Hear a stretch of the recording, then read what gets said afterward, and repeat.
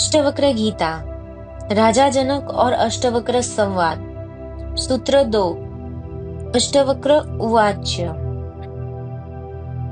मुक्तिमिच्छसि चेतात विषयान् विषवत्यज, क्षमाजर्जवदयातोषं सत्यं पीयूष वद भज। अनुवाद। अष्टवक्र ने कहा, हे प्रिय, यदि तू मुक्ति चाहता है तो विषयों को विष के समान छोड़ दे और क्षमा, सरलता, दया, संतोष और सत्य को अमृत के समान सेवन कर। व्याख्या। हे प्रिय, अष्टवक्र आयु में कम होते हुए भी ज्ञान वृद्ध हैं एवं गुरु पद पर आसीन हैं। राजा जनक शिष्य भाव से जिज्ञासा कर रहे हैं, इसलिए अष्टवक्र उन्हें प्रिय शब्द से संबोधित कर रहे हैं कि यदि तू मुक्ति चाहता है तो इन विषयों को विष के समान छोड़ दे। एक ही वाक्य में वैराग्य का रहस्य प्रकट कर दिया।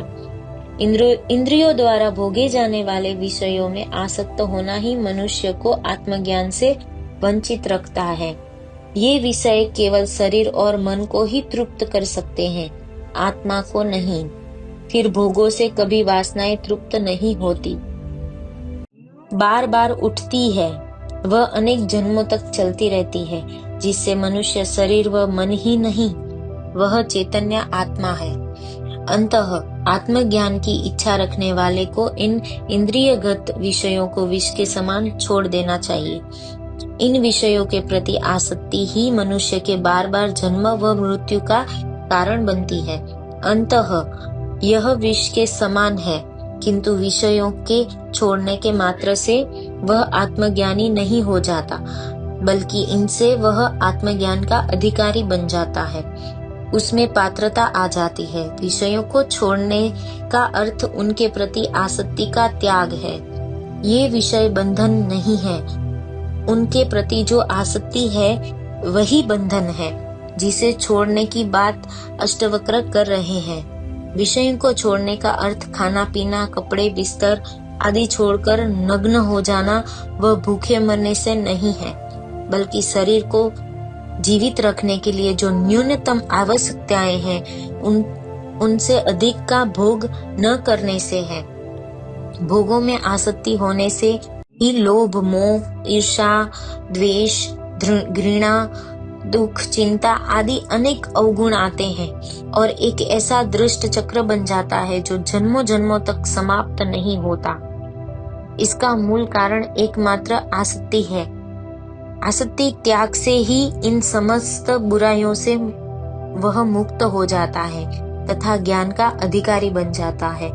अष्टवक्र आगे कहते हैं कि केवल विषयों के त्याग से तुझे पात्रता उपलब्ध होगी, तू सद्गुण ग्रहण करने का पात्र बन जाएगा। पात्र में जो विषय रूपी जहर भरा है, उसे खाली किए बिना उसमें अमृत उड़ेलने से वह अमृत भी विष बन जाएगा। इसलिए पहले अंतःकरण को स्वच्छ कर, तभी सज्ञान का प्रभाव होगा, वरना वह ज्ञान भी विकृत हो जाएगा। अंतःकरण स्वच्छ होने पर तू क्षमा, सरलता, दया, संतोष एवं सत्य रूपी अमृत को उसमें भरकर सेवन कर, तभी तुझे अमृत का लाभ मिलेगा।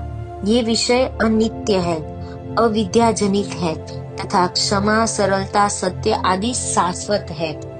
तू अनित्य के भोग को छोड़कर नित्य शाश्वत का सेवन करे तो तू अमृत तत्व को उपलब्ध होगा।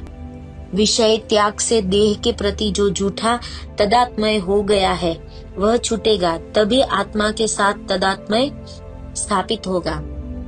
भोगों के प्रति आसक्ति का त्याग ही वैराग्य है। अष्टवक्र अब राजा जनक को अपने स्वरूप का बोध कराते हैं।